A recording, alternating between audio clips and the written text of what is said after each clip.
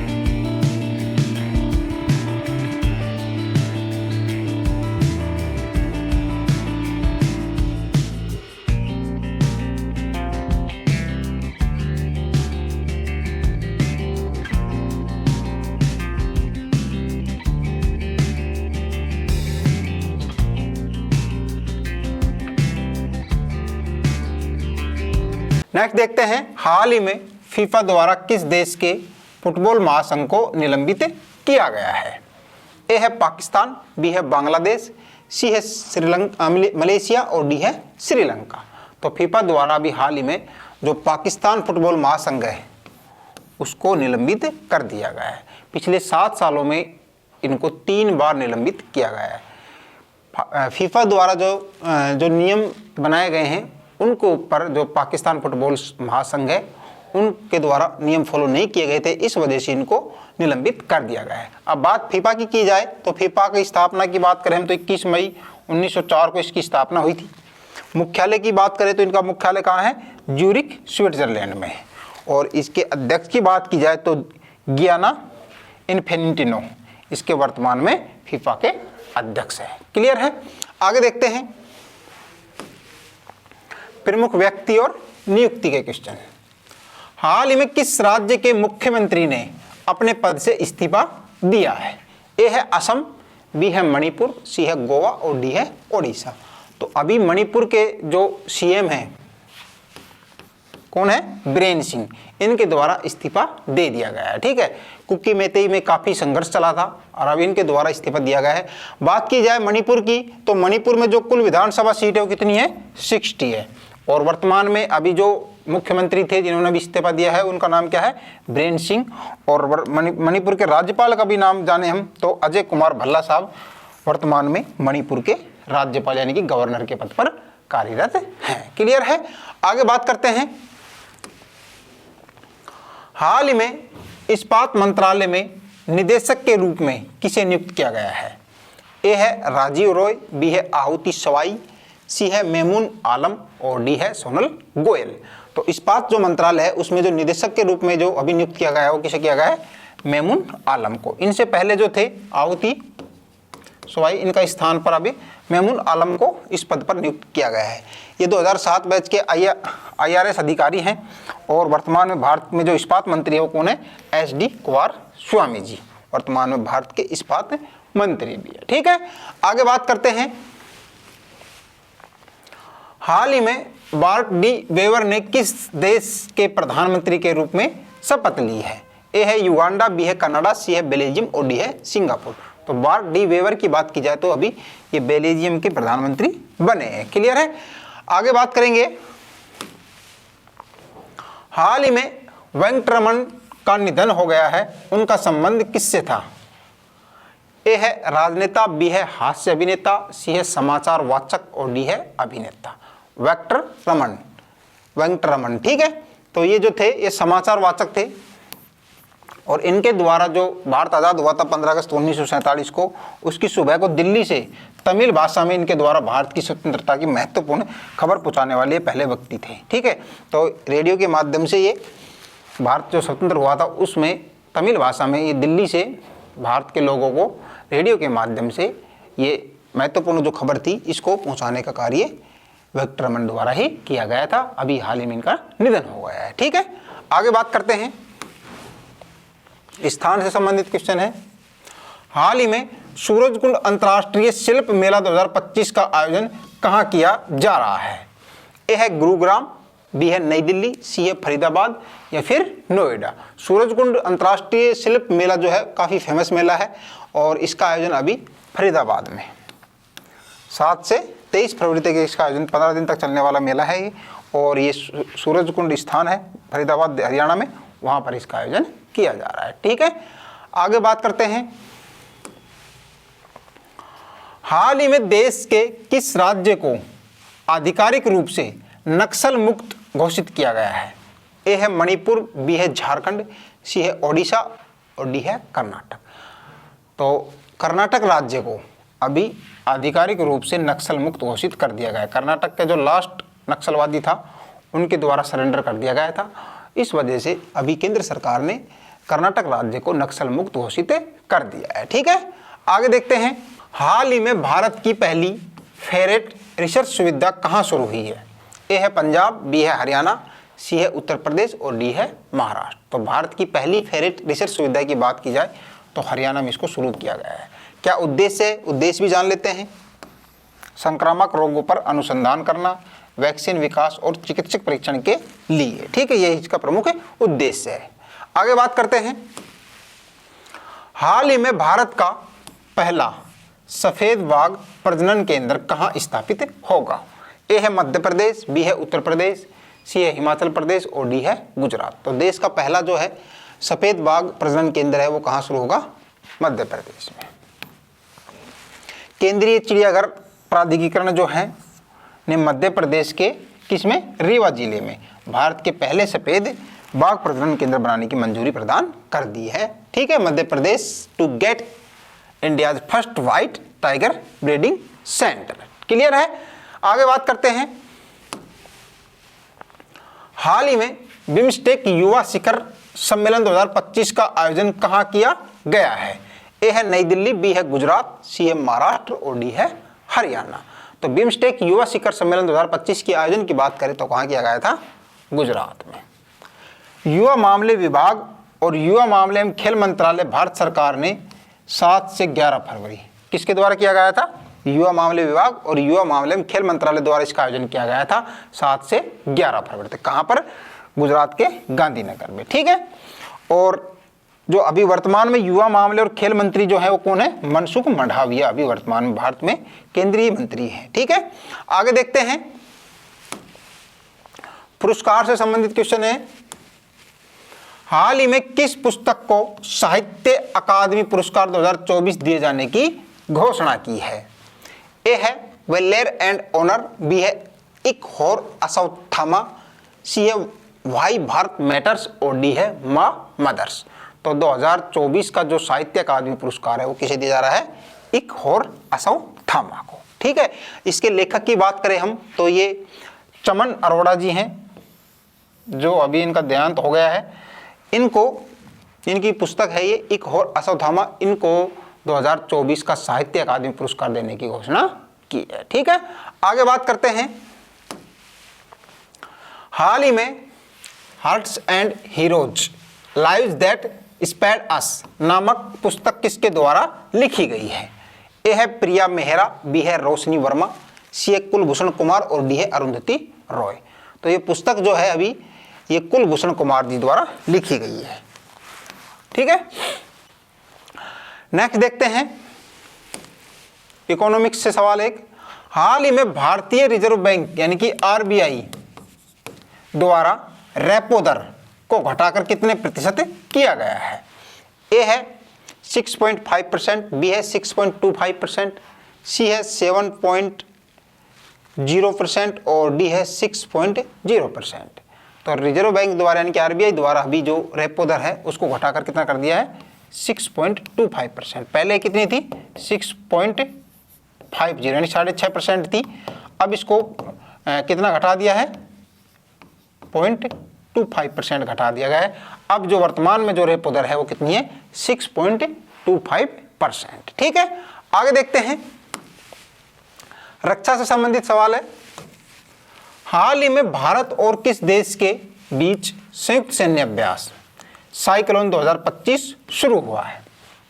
ए है France, B है रूस, सी है मिस्र और डी है यूएसए। साइक्लोन 2025 भारत और मिस्र, इजिप्ट। ठीक है, इसके अभ्यास की बात करें तो ये तीसरा संस्करण है जो कि 10 फरवरी से शुरू हुआ है। कहां पर? राजस्थान के महाजन फील्ड फायरिंग रेंज। कहां पड़ता है ये? राजस्थान में बीकानेर में है।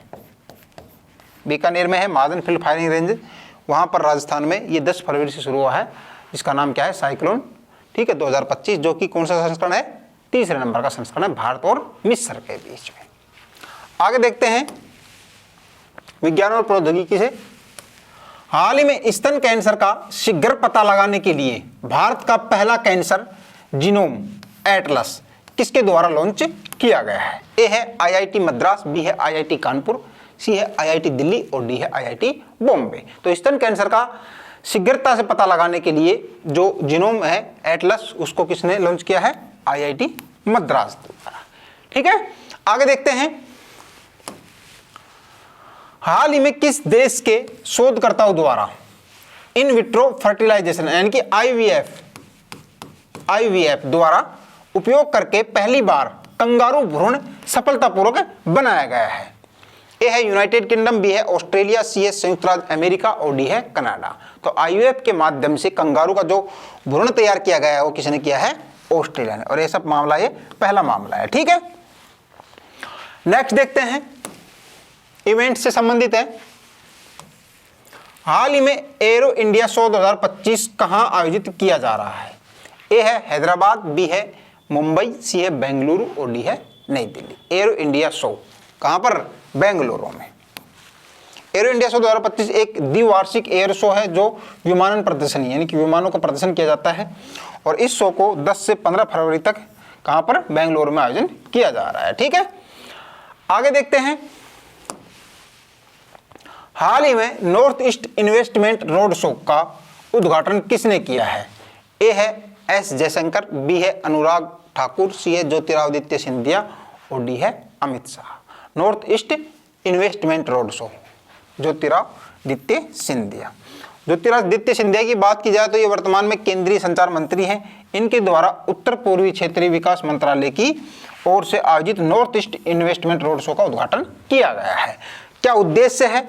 निवेश को आकर्षित करना और उत्तर पूर्व में अप्रयुक्त संभावनाओं को अनलॉक करना और क्षेत्र को एक उभरती हुई आर्थिक शक्ति के रूप में प्रदर्शित करना है। अभी विविध से हैं, हाल ही में दिल्ली विधानसभा चुनाव में किस राजनीतिक दल ने बहुमत हासिल किया है? ए है आम आदमी पार्टी, बी है भाजपा, सी है कांग्रेस और डी है सपा। तो दिल्ली विधानसभा के जो इलेक्शन हुए थे उसका रिजल्ट आ गया है, और इसमें जो भाजपा है बीजेपी सरकार द्वारा बहुमत हासिल किया गया है। इसमें जो टोटल सीट हैं 70 सीट हैं, जिसमें 48 सीट बीजेपी सरकार द्वारा जीती गई है। अभी मुख्यमंत्री पद की घोषणा नहीं की गई है, उसमें टाइम लगेगा। जैसे होगा हम आपको नेक्स्ट क्लास में बता देंगे। ठीक है, आगे देखते हैं, हाल ही में किस देश ने विश्व स्वास्थ्य संगठन यानी कि WHO से बाहर होने की घोषणा की है? ए है ब्रिटेन, बी है फ्रांस, सी है अर्जेंटीना और डी है भारत। तो किसने WHO से बाहर होने की घोषणा की है? अर्जेंटीना ने। कुछ दिन पहले अमेरिका भी इससे बाहर हो गया था, अभी अर्जेंटीना द्वारा इससे बाहर होने की घोषणा की है। WHO की बात की जाए दोस्तों तो 7 अप्रैल 1948 को इसकी स्थापना हुई थी WHO की, और प्रतिवर्ष 7 अप्रैल को विश्व स्वास्थ्य दिवस के रूप में मनाया जाता है। ठीक है, मुख्यालय की बात करें तो जेनेवा स्विट्जरलैंड में इसका मुख्यालय आता है। आगे देखते हैं, हाल ही में भारतीय सेना ने पूर्वी कमान के मुख्यालय फोर्ट विलियम का नाम बदलकर क्या रख दिया है? ए है अभय दुर्ग, बी है विजय दुर्ग, सी है अजय दुर्ग और डी है भारत दुर्ग। जो फोर्ट विलियम है ये कलकत्ता में है और इसका नाम बदलकर अभी क्या कर दिया है? विजय दुर्ग। इस फोर्ट विलियम की बात की जाए तो 1761 में इसकी स्थापना हुई थी और 1963 में इसको पूर्वी कमान के मुख्यालय के रूप में शामिल कर लिया गया था। स्थापना की बात की जाए फोर्ट विलियम की तो 1761 में इसकी स्थापना हुई थी और 1963 में इसको पूर्वी कमान का मुख्यालय के रूप में बनाया गया था। ठीक है, उद्देश्य क्या है? औपनिवेशिक विरासत को खत्म करना और भारत के स्वदेशी सैन्य इतिहास को अपनाना ही इस नाम परिवर्तन करने का मुख्य उद्देश्य रहा है। आगे बात करते हैं, हाल ही में किस फूड ऑनलाइन कंपनी ने अपना नाम बदलकर इटरनल कर दिया है? ए है जोमेटो, बी है स्विगी, डी है ब्लिंकिट और डी ऑप्शन में है रिलायंस फ्रेश। तो जो जोमेटो था उसने अपना नाम बदल दिया है, अभी क्या कर दिया है? इटरनल। ठीक है, आगे देखते हैं,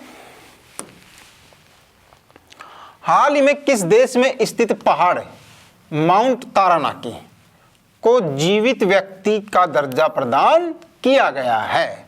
तो पहाड़ है जिसका नाम है माउंट तारानाकी, इसको जीवित व्यक्ति का दर्जा दिया गया है। ठीक है, किस देश का है ये? अमेरिका, इंडोनेशिया, न्यूजीलैंड या फिर कनाडा।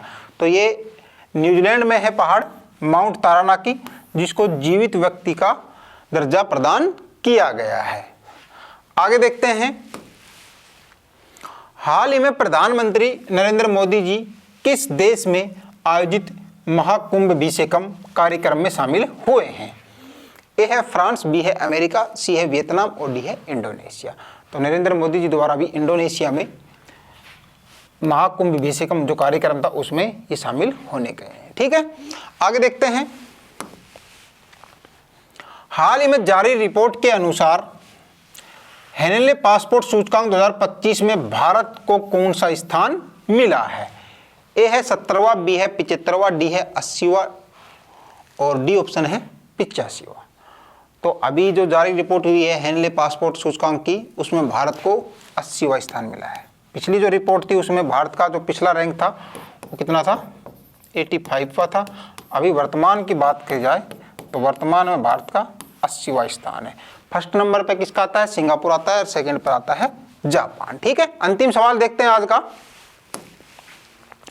हाल ही में केंद्रीय मंत्रिमंडल ने राष्ट्रीय सफाई कर्मचारी आयोग NCSK के कार्यकाल को कितने वर्षों के लिए बढ़ाने को मंजूरी दी है? ए है 2 वर्ष, बी है 3 वर्ष, सी है 4 वर्ष और डी है 5 वर्ष। तो राष्ट्रीय सफाई कर्मचारी जो आयोग है NCSK, इसकी स्थापना की बात की जाए तो 1994 में इसकी स्थापना हुई थी। जो इसका कार्यकाल था वो अभी 31 मार्च 2025 को समाप्त हो रहा था। अब इसमें 3 साल बढ़ा दिया है तो 31 मार्च 2028 तक इसका कार्यकाल कर दिया गया है। ठीक है, तो 3 वर्ष इसमें बढ़ा दिया केंद्र सरकार ने। क्लियर? धन्यवाद दोस्तों, कैसी लगी आपको आज की क्लास? कमेंट करके बताएं, वीडियो को लाइक करें, चैनल को सब्सक्राइब करें, अपने दोस्तों के साथ शेयर करें। मिलेंगे नेक्स्ट बुधवार को लेटेस्ट करंट अफेयर्स के क्वेश्चंस के साथ। जय हिंद।